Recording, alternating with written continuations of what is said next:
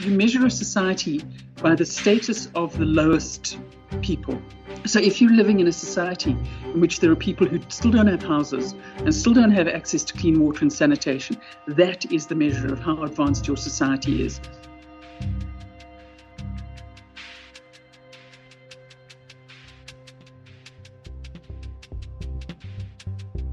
Welcome to the Washworks podcast, where we're asking just exactly how vital water, sanitation and hygiene, aka WASH, is to the everyday lives of billions of people around the world. Something as basic as not having access to clean water can affect people's health. It can decide whether girls can go to school, and it has an impact on people's livelihoods too. WASH has its own Sustainable Development Goal, SDG 6, and on this podcast we'll be exploring how it connects to the other 16 SDGs as part of the broader Sustainable Development Agenda. I'm Amrita Byatnal and I'm an associate editor at DevX. I also co-write Checkup, a global health newsletter. I'm based in New Delhi and I'm interested in the intersections of different sectors in development. So on this podcast, I'll be doing what I do best, ask questions to Rebecca. And I'm Rebecca Root, a reporter with DevX, and I've been covering the WASH beat for about 3 years now. And throughout my reporting, I've learned that WASH is a far more nuanced topic than it perhaps seems. And so I wanted to find out more about both big picture efforts and local solutions and how they're connected. So throughout this series, we'll be hearing about what's happening at a global level to meet SDG 6, and we'll be exploring what local initiatives there are that others might learn a thing or two from. We'll be talking to people from Kampala to Kabul, looking at small-scale solutions that can help us better understand how to make progress on a larger scale. So let's take a step back, Rebecca. Why are we specifically focusing on WASH and why now? Well, I think the COVID-19 pandemic has really shone a spotlight on the critical importance of sanitation, hygiene, and adequate access to clean water for preventing and containing diseases like COVID-19, but other illnesses as well. According to the World Health Organization, hand washing is one of the most effective actions to reduce the spread of pathogens and prevent infections. But yet, still around the world, 3 billion people don't have access to a hand washing facility with soap, 2.2 billion people don't have access to clean water, and 1 in 4 hospitals, half of schools, they don't have basic wash facilities either. 3 billion is a lot of people. We're talking about a huge challenge here, and I'm looking forward to all the conversations that we'll have on the podcast. So, Rebecca, tell us, what are we focusing on first? So for our first episode, we're looking at WASH and gender equality. Now, poor access to a toilet or clean water has devastating effects for everyone, but how does it disproportionately impact women? Does a lack of WASH hamper efforts to achieve gender equality? Well, to set the scene for us on a global level, I sat down with Barbara Schreiner, who is the executive director of the Water Integrity Network, which looks at corruption in the water space.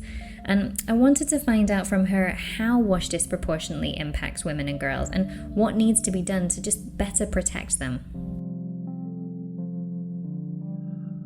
One of the things that we see in a number of ways around the world is that collection, and it's across many countries on different continents, collection of water is very often the responsibility of women and girl children. Where water services are not provided, you see women having to walk, and girl children having to walk long distances to go and collect water, and the implications of that are many. One is that time is taken out of their day from other things that they might be doing, whether that's learning or undertaking an economic activity, or just actually having leisure time and being able to relax and enjoy themselves. There are physical side effects of people, of women and girl children in particular, walking long distances with heavy buckets, either balanced on their head or over their shoulders or whatever. There are physical problems associated. But the other thing that you see, particularly in urban areas, is that where women have to walk some distance to collect water or to access sanitation facilities, they are particularly vulnerable to physical and sexual abuse on the way. So that you see that the lack of provision of water and sanitation services directly intersects with gender-based violence against women and girl children and makes them a whole lot more vulnerable. The other thing just to say is that where you have, for example, communal sanitation or shared sanitation facilities being provided. Very often keeping those clean is the job of women as well. Shared toilet facilities are notoriously problematic in keeping clean, and there's a whole health hazard involved for women in terms of keeping those clean. And then there's one last thing that I want to mention. It's a really serious issue, which is that women, because of pregnancy and menstruation, have particular needs for hygiene, for sanitation, and for being able to wash. And where those aren't provided, there are huge problems. You see girls not going to school during their period because the facilities at the school aren't appropriate for them when they're menstruating. So every month for a couple of days, they're not in school, which means that their ability to learn is lower. But you also see that with pregnant women, and pregnant women often need to wee more often than non-pregnant women. But because of the fear of going to use toilet facilities at some distance, they actually don't use the toilet facilities. And in some cases, women don't drink enough water in order to avoid having to wee at night. So they end up dehydrated in order to try and protect themselves from having to use unsafe facilities during pregnancy. So there are all sorts of problems that go with it that impact on women and girl children. And then just to bring the integrity lens into it as well, how do the issues of corruption play out in the water and sanitation and hygiene sector, and how do those then impact women and girls? In many ways. One of the challenges is that where you have, for example, corruption in procurement processes and money is getting siphoned off, or the cost of a piece of infrastructure that's being delivered is hugely higher than it should have been, it actually prevents resources being available for provision of services to other people. So, for example, I'll give you an example from South Africa. There was a pipeline that was meant to serve 55 villages in Limpopo province, which is a rural province in South Africa. And it was going to cost, I think, in the region of 500 or 600 million rands. 7 years later, it had escalated to 3 billion rands, and it still wasn't complete. What that means is that extra 2.5 billion rands, and it's about 15 rand to the dollar, has now been taken away from the possibility of delivering services to anybody else. And that was a problem of corruption. So a whole lot of people are not getting water, and then because they're not getting water, you get the disadvantages that I've just been talking about that impact on women, on poor women and girl children in particular. But at the other end of the scale, you get corruption at the interface between government officials and community members. And quite often you will see that people are having to pay a bribe in order to get a service that they should be entitled to. Like you won't get water in your area unless you're actually paying a bribe. You don't get a household connection unless you're actually paying a bribe. And for women who might not necessarily have the money to pay for it, quite often to pay that bribe, it's a choice between school clothes or the bribe, food or the bribe, that they are either choosing to or they are coerced into actually providing sex or sexually related services instead of a bribe. And that's what we call sextortion. And that has all sorts of associated side effects, the same associated side effects that you have with gender-based violence, where you get unwanted pregnancies, you get trauma for the people involved, you get sexually transmitted diseases, etc. And one of the challenges is that it's not widely recognized as a form of corruption, partly because no money is changing hands. It's not necessarily physically coerced, so it's not really recognized and taken up by the gender-based violence groups. And so it kind of falls between the two cracks, and it's an area where there needs to be work done because it's impacting on the most vulnerable women in particular. And so that's a kind of whole multitude of problems that affect women and girls just from not having access to wash facilities. Is the answer then simply make sure everybody's got access? And if that is the answer, what's the barrier to doing that? Because it seems like such a quick fix. That's the $1 million question you just asked me that people in the water sector have been struggling over for decades. I wish I had a plug and play answer to that. But yes, I mean, providing water It's not the whole answer, because it's not going to do away with discrimination against women and gender-based violence and all sorts of things around the world, but it will make women's lives enormously easier. I mean, the provision of water and decent water and sanitation services will benefit women and girl children more than it benefits men. So absolutely, that should be, and that is the aim. I think there are a number of things that hold it back. One is sufficient finances, particularly in poor countries. At the moment, the figures are, in order to meet new services for SDG 6.1 and 6.2, which is provision of water and provision of sanitation to those who are currently unserved, is $114 billion a year. That's quite a chunk of change, and it isn't all there. So there's a question of where is the money going to come from? That's one thing that's holding back. In a number of developing countries, there is a serious lack of capacity. There aren't necessarily the engineers, the scientists, the technical people, and government doesn't have massive resources, particularly in the least developed countries, in order to actually deliver.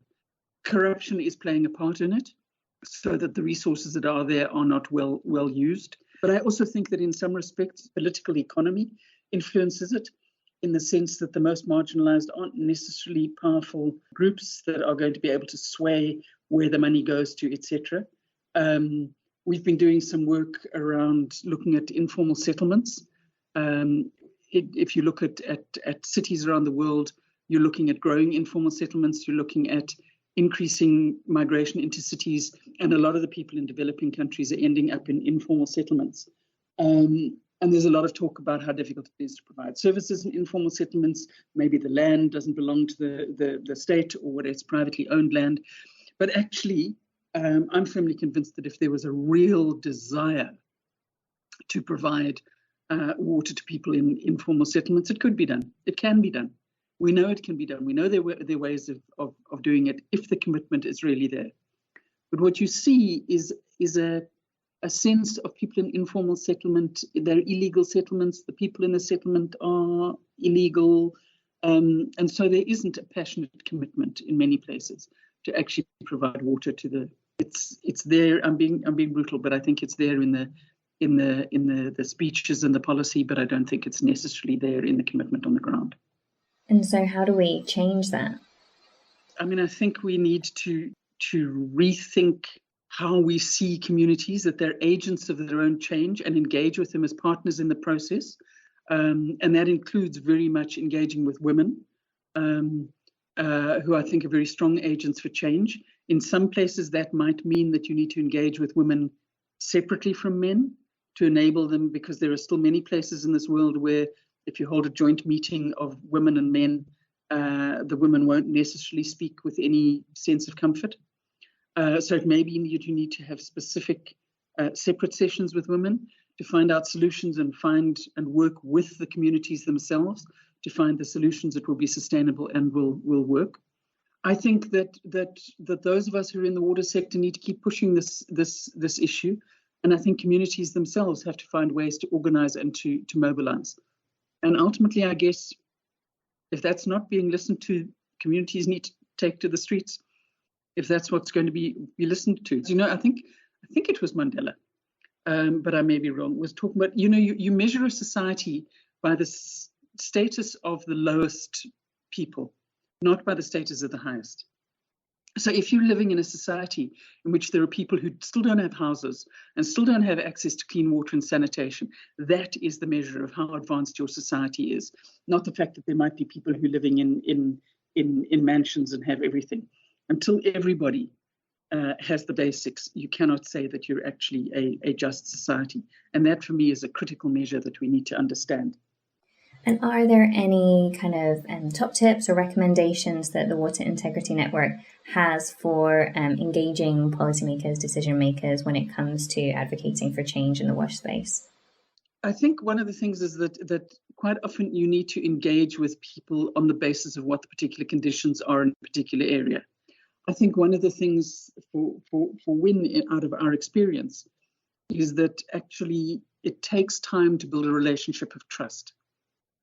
And once you build that relationship of trust, it's then much easier to talk to policymakers about what some of the challenges are. I think there are particular challenges around northern-based NGOs, and when, like many other NGOs, although many of our staff are from the south, and we do a lot of our work in the south, we're actually based in the north. I think there are huge challenges around how you wander into countries of the global south and say, there are problems. There are problems of corruption and integrity. It's a terribly sensitive issue, and without having built relationships of trust, I think it's quite a challenge about how you go about it. Thank you. And finally, would you have a message or any thoughts on how WASH does intersect with a multitude of other issues, and maybe gender in particular? Yeah, I mean, if you look at the SDGs, there are 17 SDGs, and pretty much all of them are actually dependent on access to water, not just WASH, but access to water more generally. And I know that I come with a particular bias because I work in the water sector, but honestly, without availability of water and decent sanitation, you don't achieve the goal on no poverty. You don't achieve the gender goal. You don't achieve the goal of no hunger. You don't achieve the goal of economic development. If you don't have good sanitation, you have people missing work because they're ill. So honestly, water and sanitation underpin most of the SDGs. And so I think it's an absolutely critical issue that we have to get right. Sextortion, corruption, not being able to go to school. It's amazing to see how just that initial inaccess to WASH can really play out through a woman's lifespan. Yeah, I know, it really is. And I know I've covered reports before that say women often feel pressured to flirt or play along with utility workers because they fear then if they don't, their water connection will be cut off. And last year, an interviewee told me that COVID-19 has only made the situation worse because obviously water has become even more critical, but the ability to afford water has been put at risk thanks to job losses. That's true, that does paint a grim picture, but it was nice to hear that Barbara has some hope going forward that things might change. And I like that point she said about involving women, especially young girls, and the number of, them leading the change, right? One organisation doing just that is Smart Girls Foundation Uganda. It's a social enterprise that started in 2012 and helps girls in rural areas to manage their menstruation, mainly by providing reusable pads and then training the girls how to make the pads themselves. One of its initiatives, Smart Bags, could be seen as a potential solution for scale-up, and so we spoke to the CEO of Smart Girls, Jamila Mayanja, to find out more about Smart Bags and how they might be tackling both WASH and inequality.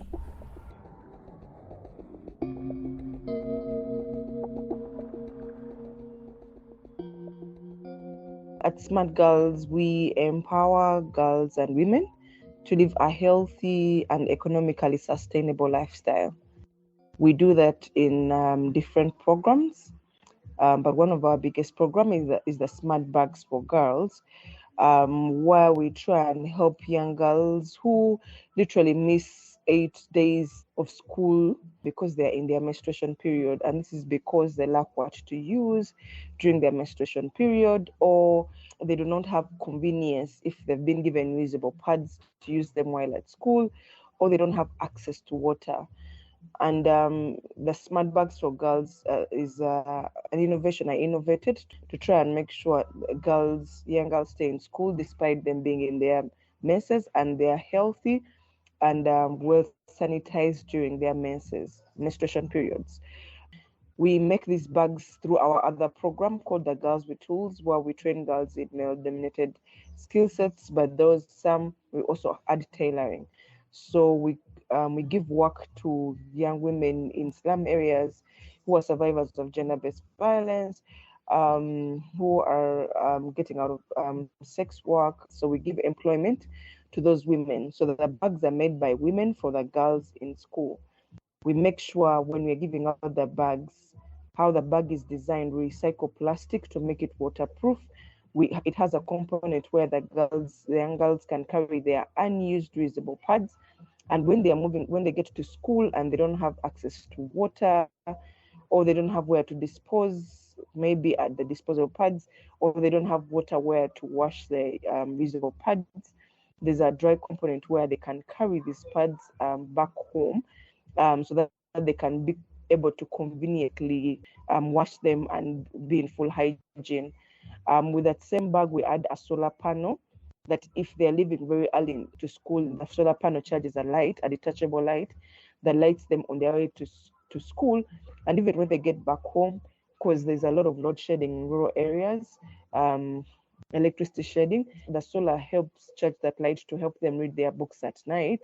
But also, most importantly, because most of these girls have their toilets detached from their homes, so at night they use that light to try and get to that washrooms at night, so that they don't get assaulted or anything, but be safe during their periods and even without their periods. Great. It sounds like such a good idea. How did you come up with it? I started an event called the Father Daughter Dance when I had just quit my job, and I was using the event to try and solve gender-based violence in that way, by creating the bond of the fathers and their daughters. And in return, I also was fundraising for money to buy reusable pads I would give to the girls.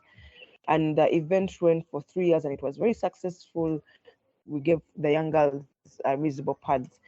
But after, when we went back after 2 years, after the 5 years of the event, and also giving out the reusable pads to rural girls, we noticed still there were some girls who are still staying out of school, despite us giving them reusable pads and despite of our other partners giving them reusable pads. And the issue was these girls, by the time they couldn't afford the reusable pads, they couldn't afford as simple as a carry-on bag or where to carry these pads. If they were able still to carry those pads to school, since most of these toilets don't have good wash facilities, or sometimes they share wash facilities with their boys, so the reusable pads had become an inconvenience for them to use them at school. So we first innovated like a cloth bag where it could help, that could help them carry those pads. We went back to test and get feedback if it was working for them.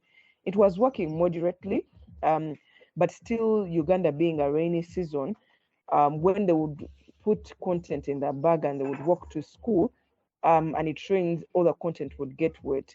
That's how later on we modified the prototype of the bag to make it very plastic and waterproof, but not really just buy plastic, but to look for plastic that was in within the slum areas next to our offices, and that would help us also pay more other slum women a little bit of employment if they would collect for us that plastic waste. This worked so well, so we had just a recycled smart bag. So the innovation of the smart bag and its improvement on the prototype has been through series of testing and feedback between the girls that have been impacted and the users of those who buy from us to give out the bags for free. And how many girls have you managed to reach with a smart bag? Currently, right now, we've been able to reach more than 10,000 girls in Uganda, but specifically, like, was early this year, we started to reach out also to refugee girls. We've been able to specifically reach 1,500 girls, and with the help of the Duke UNICEF Accelerator, we've expanded to the northern part of Uganda. That's great. And do you have plans to expand outside of Uganda? Yes, we have plans, and we're excited because we're going to expand to South Africa and later to Tanzania. And this has been in huge guidance by the Duke and UNICEF Accelerator that have been giving us the mentorship and the tools to know how to scale up our impact and our innovation to different parts in Uganda, outside Uganda, sorry. And what kind of support would you say you need to help you to scale the smart bag? What we need to scale this back, we need, of course, strategic affiliations in both those countries. Of course, we need funds because being a social venture, as much as our business model is we make a bag, we sell, and each bag we sell, we make another, we give out for free.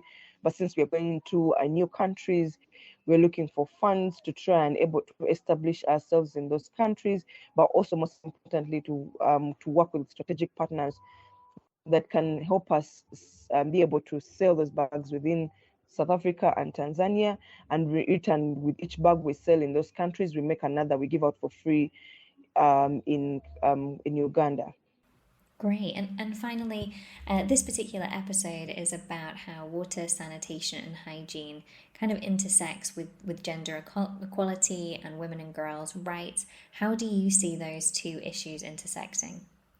Those things intersect so much, because even just we see with the smart bag, as much as we're dealing with menstrual sanitation and hygiene, you will see how the gender issues are quite relatable here, because in Uganda here, when girls go to fetch water, the first people supposed to use the water are supposed to be the boys, because they're the ones who are supposed to go to school first before the girls.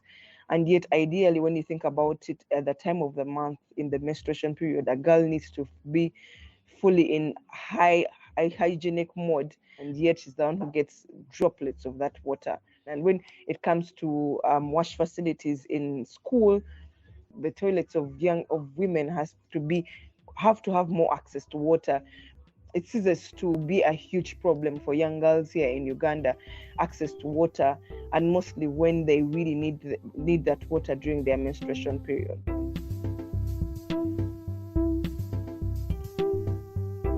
That is such a great idea. It really shows the importance of designing with communities and how this one specific challenge can impact many different areas of a girl's life, like access to education, breaking down stigma, and ensuring their safety.